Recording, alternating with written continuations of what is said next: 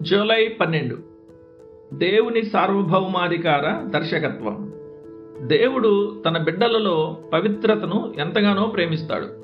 మన స్వభావాలలో లోతుగా పాతుకుపోయిన పాపపు మురికిని వదిలించడానికి ఆయన ఎంత గట్టిగా రుద్దవలసి వస్తే అంత గట్టిగా రుద్దుతాడు.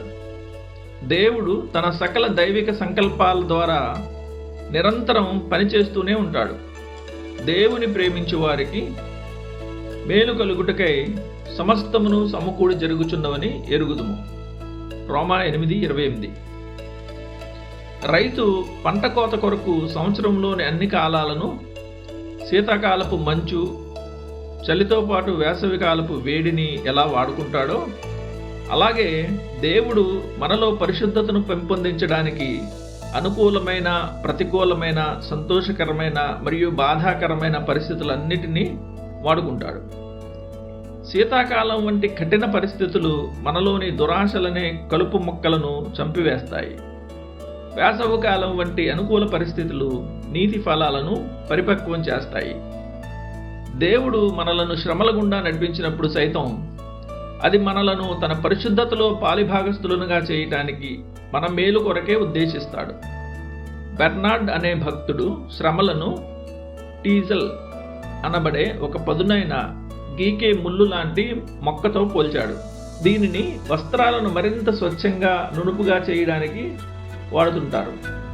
దేవుడు తన బిడ్డలలో పవిత్రతను ఎంతగానో ప్రేమిస్తాడు.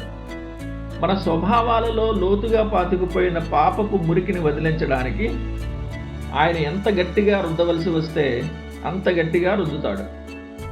ఆయన తన బిడ్డ వస్త్రం మీద ఒక అపవిత్రమైన మచ్చను చూసే కంటే అది శుభ్రపడే క్రమంలో ఒక రంధ్రం పడినా సహిస్తాడు, కానీ మచ్చను మాత్రం అస్సలు ఒప్పుకోడు. కానీ కొన్నిసార్లు దేవుని సార్వభౌమాధికార దర్శకత్వం ఎంతో సాత్వికంగా, సున్నితంగా ఉంటుంది. శ్రమలనే చలిగాలుల నుండి ఆశ్రయం కల్పించి దేవుడు తన ప్రజలను ఆదరణ అనే ప్రకాశవంతమైన ఒడ్డును కూర్చోబెట్టినప్పుడు అది వారు కృప అనే రసాన్ని పీల్చుకుని పరిశుద్ధతలో త్వరగా ఎదిగేందుకు అలా చేస్తాడు. పౌలు రోమాలోని పరిశుద్ధులను బ్రతిమాలుకుంటూ, దేవుని వాత్సల్యమును బట్టి మీ శరీరములను పరిశుద్ధమును దేవునికి అనుకూలమునైన సజీవ యాగముగా ఆయనకు సమర్పించుకొనుడి అని చెప్పినప్పుడు ఈ సత్యాన్నే గ్రహించాడు. రోమా 12:1. దేవుడు తన నుండి వచ్చే సకల వాత్సల్యం మీద ఒక సహేతుకమైన ఆత్మీయ లాభాన్ని ఆశిస్తున్నాడని అతడు సూచించాడు. రైతు భూమిపై ఎరువు వేసినప్పుడు కోతకాలంలో అంతకంటే విస్తారమైన పంటను తిరిగి పొందుకోవాలనే ఆశిస్తాడు. దేవుడు కూడా తన కనికరాల విషయంలో మన నుండి దాన్నే ఆశిస్తాడు. అందుకే ఇశ్రాయేలీల కృతజ్ఞతాహీనతను బట్టి ఆయన వారిపై తీవ్రమైన నేరం మోపాడు. దానికి ధాన్య ద్రాక్షారస తైలమును, విస్తారమైన వెండి బంగారములను ఇచ్చినవాడను నేనే అని విచారింపక అది వాటిని బయలుదేవతకు ఉపయోగపరచను. హోషేయ 2:8.